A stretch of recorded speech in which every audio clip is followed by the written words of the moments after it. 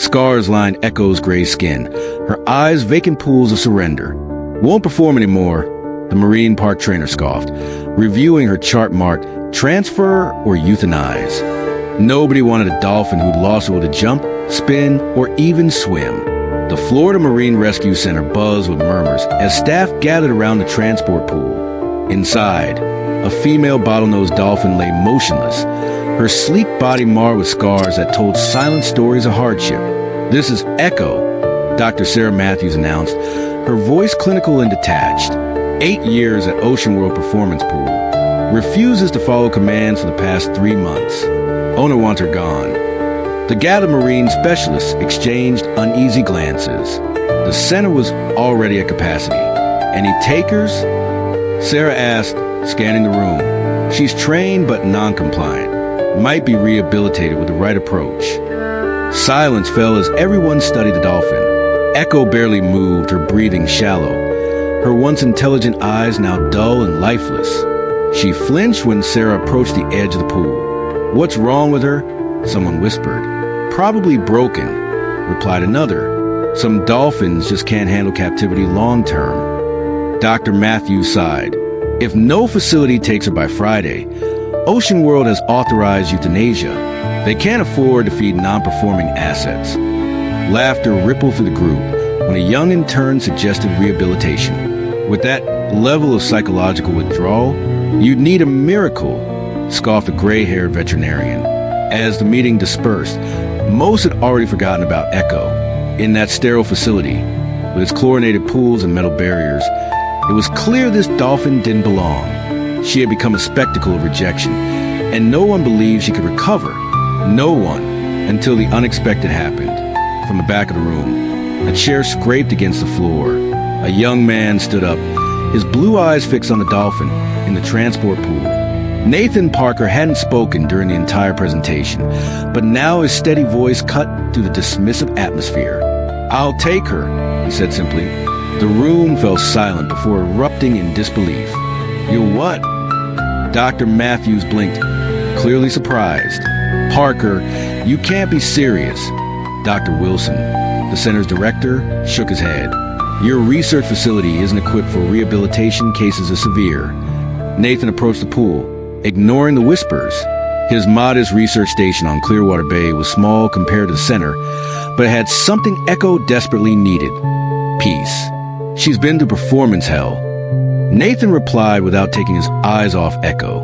"She needs quiet, not more tests and evaluations."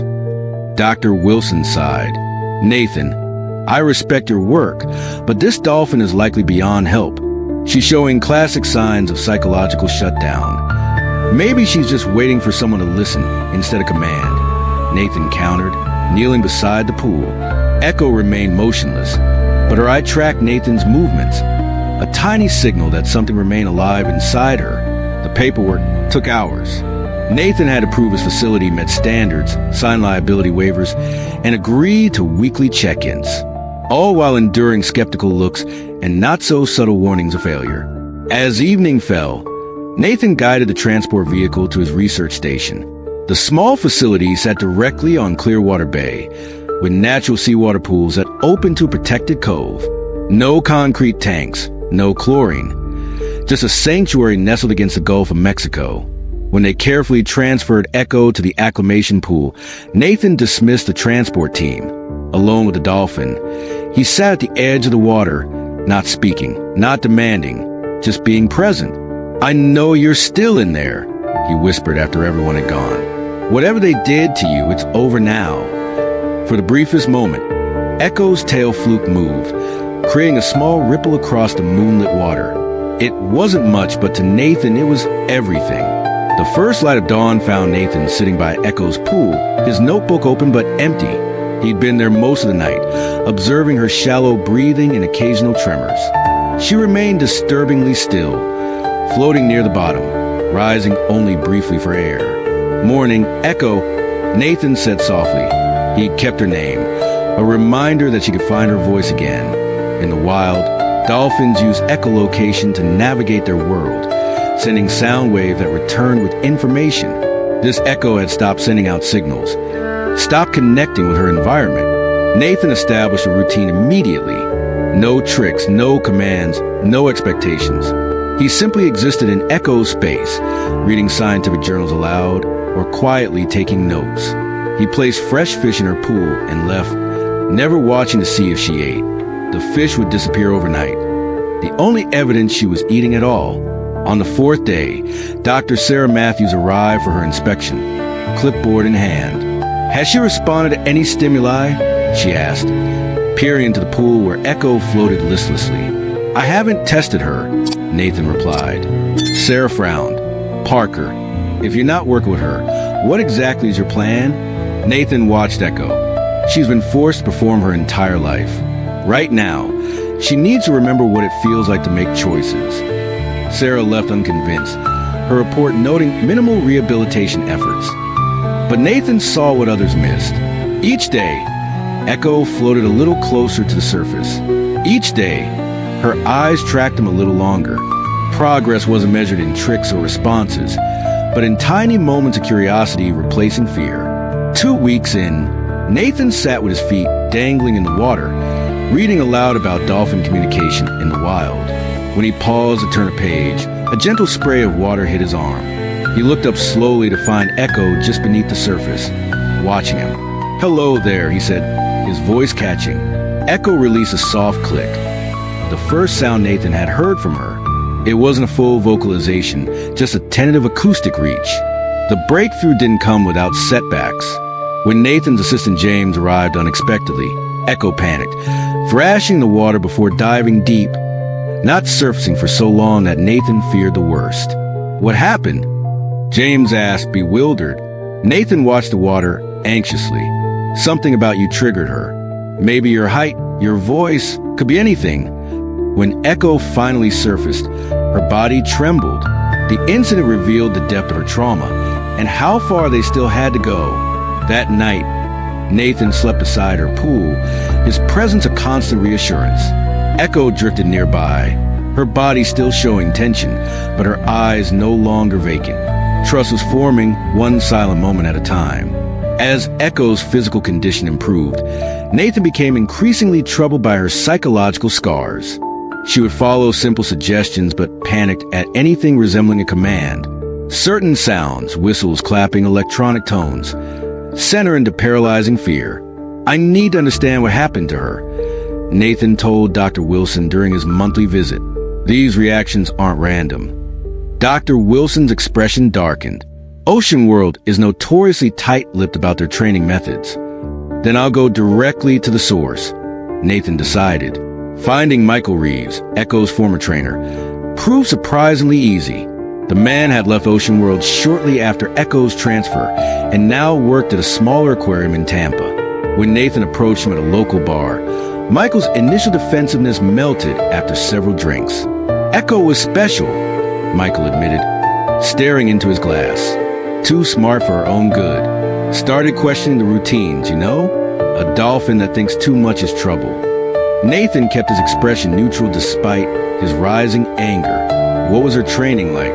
Michael's laugh held no humor. Intensive. Food deprivation when she missed cues. Isolation tanks for behavioral correction. Standard industry practice. Just more frequent with her. More frequent. Nathan pressed. Michael looked away. Management needed perfect performances. When she started refusing the high jumps, they thought she was being stubborn. I tried telling them she was showing signs of stress, but he trailed off. What happened the day she shut down?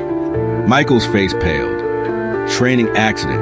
Another dolphin collided with her during rehearsal. Echo panicked. Started clicking and vocalizing like crazy. When the supervisor used a sonic tone to restore order, Echo just stopped, went quiet, never performed again. The pieces fell into place. Echo's fear of sudden movements, her terror at electronic sounds, all connected to that traumatic moment. Armed with this knowledge, Nathan consulted with Dr. Wilson, who suggested a radical approach. "She needs to return to open water," Wilson said. "Not permanently, but to reconnect with her natural abilities, especially her echolocation. She panics in new environments," Nathan objected. Exactly why it's necessary, Wilson insisted. She stabilized in her controlled setting, but true healing means facing her fears. Her name is Echo. Help her find her voice again.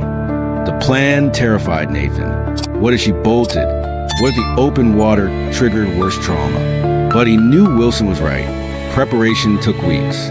Nathan gradually expanded Echo's access to the cove, allowing her to explore while still having security of her familiar pool. He introduced sounds in increasing volumes, helping her build tolerance. The day finally came to remove all barriers. Nathan waded into protected cove, heart pounding as he opened the underwater gate. Echo remained motionless on the other side, her eyes fixed on the open water beyond Nathan. "It's your choice," he told her softly. "I'm right here." Minutes passed. Echo drifted forward, then back, clicking softly in confusion. The open water represented both freedom and terror, natural habitat and uncontrolled danger. Nathan stepped deeper into the cove, water reaching his chest. "I know you're scared. So am I." Echo's tail fluke moved tentatively. She edged forward, stopping at the threshold between pool and cove. Her body trembled, caught between instinct and fear. A boat engine roared in the distance, and Echo flinched, retreating. This was the moment of truth, whether months of patient trust building could overcome years of trauma, whether Echo could find the courage to reclaim her nature. Nathan held his breath and waited.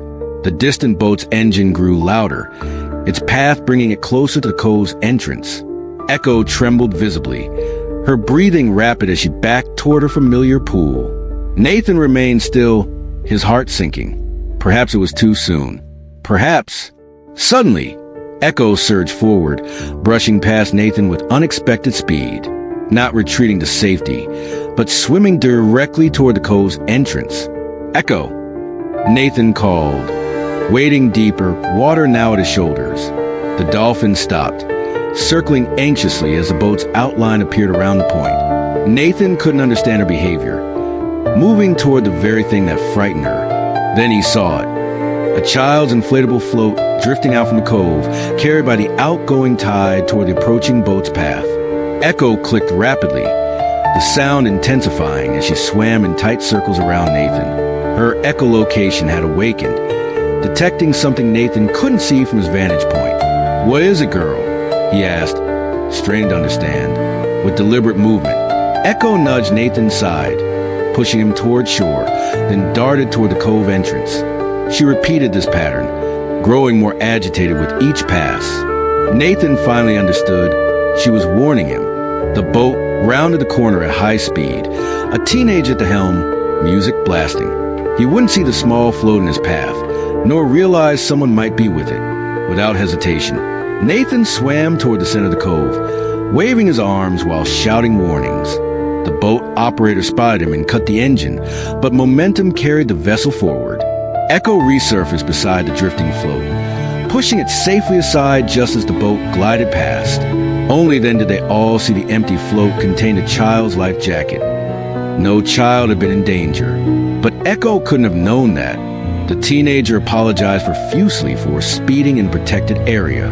As he slowly departed, Nathan turned to Echo, who hovered nearby, her breathing calmer now. "You tried to protect me," he said, voice thick with emotion. "You thought a child was in danger."